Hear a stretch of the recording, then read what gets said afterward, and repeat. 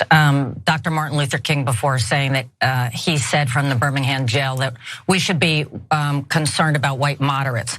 That's actually not what Martin Luther King said. What he said is we should be worried about the silence of white moderates.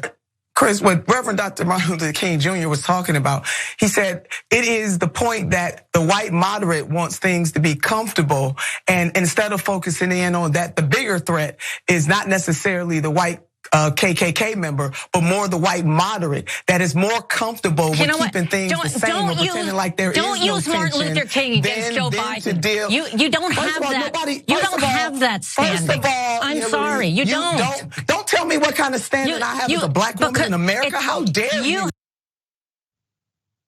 Don't.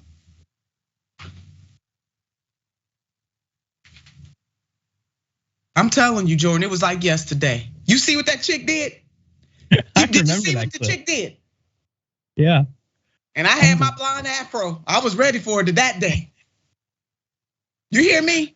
Do you see that? And it's the same energy that Vivek got. But this chick right here is a Democratic neoliberal. Gonna tell me don't MLK Joe Biden when we can put it. Dr. Martin Luther King Jr. was very clear about the white liberal and the danger that white liberal poses to true liberation and freedom for black people. But this chick right here gonna talk over me, gonna tell me not only am I a black woman in America, I think I compose myself quite well too there, Jordan, given the circumstances. Not only am I a black woman in America, I got a degree in the subject, specializing in 20th century African American history. And this chick gonna sit up here and try to out-talk me. Jordan, I don't even know. I mean, say what you need to say on this. If you want to say something, go ahead and say it. But damn it, I'm really outraged. Yeah, they're very similar scenarios, and it shows how people like to contort and twist and manipulate Black history in America, and especially Black activists and their messages after they're gone to suit white interests. And even though Vivek is not white, he's still doing it to serve the white wealthy interests in America. That's the party he's running in. That's the people he's trying to benefit with this campaign. And you can see how he's trying to manipulate this history to deceive people, mislead people, ultimately in pursuit of supporting white capitalist wealthy interests. Yeah, we got a long way to go, Jordan. I sigh deeply. I'm telling you, I know we can't get to no more comments, Sachi. I don't know if you got some coming my way, but I'm gonna tell you something.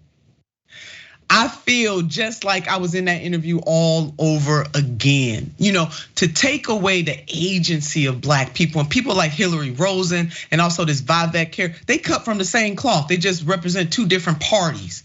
And white America needs to understand this, that you don't have standing to tell black folks what to think and how to feel. She could have simply argued her point, just like Vivek could have simply argued his point. But then they want to be condescending and lecture me and lecture somebody like Don Lemon.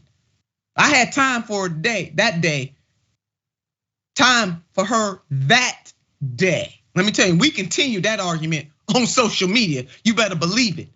And then she had the nerve, the pure and adulterated nerve, to tweet out something like, call me an angry black woman. She dug in on it, Jordan, if you could believe that. And I said, you're damn right, I'm angry. I'm mad about a whole bunch of stuff. I'm mad about inequity in this country. I'm mad about the suffering of my people in this country. I'm mad.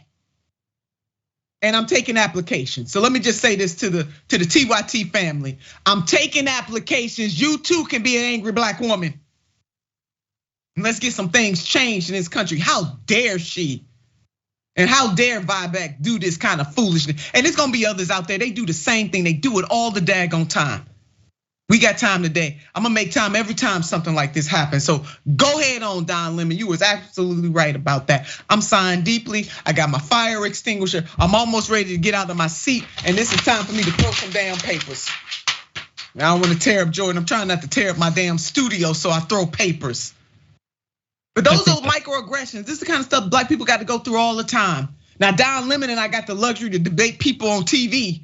You know what I mean? Other people go through some more hellified microaggressions in this country because folks don't understand. And damn it, Dr. King did lecture damn white neoliberals, he did. And so did Minister Malcolm X. Woo, anyway, Jordan and I are about to go on.